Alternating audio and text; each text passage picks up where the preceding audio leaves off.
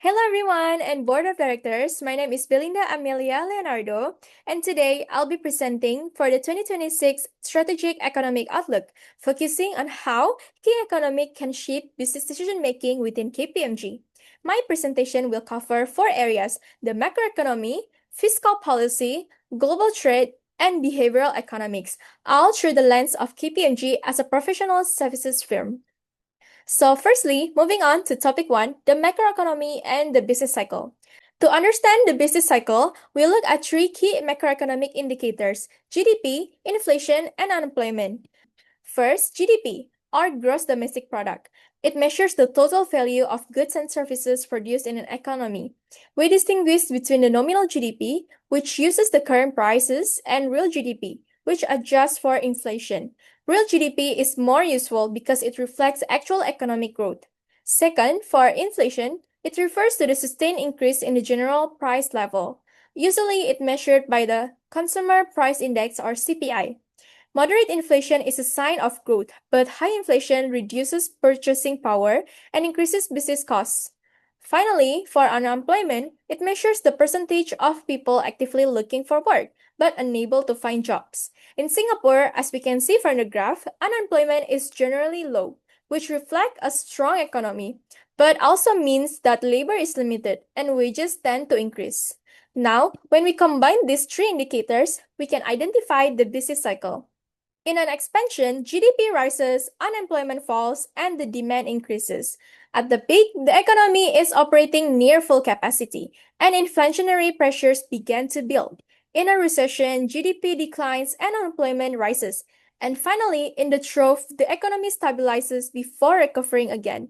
For KPMG, understanding these phases is important because client needs changes across the cycle. During expansion, there is more demand for growth, advisory, and investment strategies. At the peak, client will focus more on efficiency and cost control. During a recession, demand shifts to restructuring and risk management. And in recovery, firms will start planning for future growth again. Now, to connect these two real data, we can look at Singapore's GDP trend. In 2020, Singapore experienced a contraction of about negative 3.8%, which clearly reflects a recession during COVID-19. This was followed by a strong rebound of around 9.7%, showing recovery and expansion. However, in later years and forecasts up to 2030, growth stabilizes again at around 2 to 2.5%. This suggests that Singapore is entering a more stable expansion phase, where growth is steady but not rapid. For KPMG, this means that the focus will shift from supporting aggressive expansion to helping clients to improve efficiency, manage the costs, and sustain long-term growth. With that in mind, let's move on to topic 2, aggregate demand and aggregate supply. We now will analyze the impact of the 2025 Singapore tax rebate using the ADAS model. A tax rebate increases disposable income, which leads to higher consumption, because consumption is a major component of aggregate demand. This causes the aggregate demand curve to shift to the right from 81 to 82. In the short run, this shift leads to higher output and higher price level, moving the economy from point A to point B. This is known as the inflationary expansion, where economic activity increases due to higher demand. However, Singapore operates close to its full capacity, meaning there is limited space labor.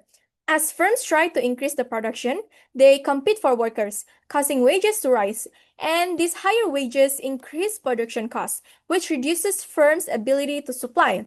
As a result, the short-run aggregate supply curve will shift to the left, from SRAS1 to SRAS2. And this moves the economy point from B to C, where the output returns to its potential level, but the price level is now higher. So overall, while the tax rebate can boost the growth in short run, the long run effect is mainly inflation rather than sustained output growth. For KPMG, this means that in the short run, there is more demand for services as businesses will expand. But in the long run, rising costs push the firm to focus on efficiency, cost controlling, and restructuring, which can increase demand for advisory services. Next, moving on to topic 3, tariffs and trade wars. when the US government imposed a tariff on imported professional services, we can analyze how the effect on advisory firms such as KPMG will take implications. A tariff is a tax imposed on imports, which will increase their price in the domestic market. Initially, the market will operate at the world price, which we can see or label as P1. When a tariff is introduced, the price will increase to P2. So price level moves upward from P1 to P2. At this higher price, domestic consumers will reduce their quantity demanded and domestic producers will increase their quantity supplied. On the graph, this is shown as movement along the curves. KD will fall and KS will rise. As a result, imports will shrink because the gap between demand and supply is reduced. In terms of welfare, domestic producers will gain due to higher prices. Government will gain tariff revenue, and consumers lose due to higher prices and reduced choice. As we can see on the right side, they become the losers, and especially for the businesses because they have to pay for higher prices for consulting and for other choices of layers in the operational costs. And also on the overall economy, due to market inefficiency, due to reduced free trade, misallocation of resources, and as we can see, the deadweight loss that is belong to nobody. And for the winners, the domestic producers will gain the most and the government side. Because by implementing a tariff, they can be protected by the government's regulations in the higher demand and revenue, like KPMG. And it's mostly beneficial for the US-based company and firms because they can sell at higher prices. On the diagram, consumer surplus will shrink significantly. In addition, the economy experiences a deadweight loss, which represents inefficiency in the market, where some mutually beneficial trades no longer happen. This is shown as the two small triangular welfare losses. For KPMG, tariffs make international business more difficult. For example, exporting services become less competitive due to higher costs, which may reduce demand. Especially exporting our services directly to the US becomes more expensive, making us less competitive compared to the local firm.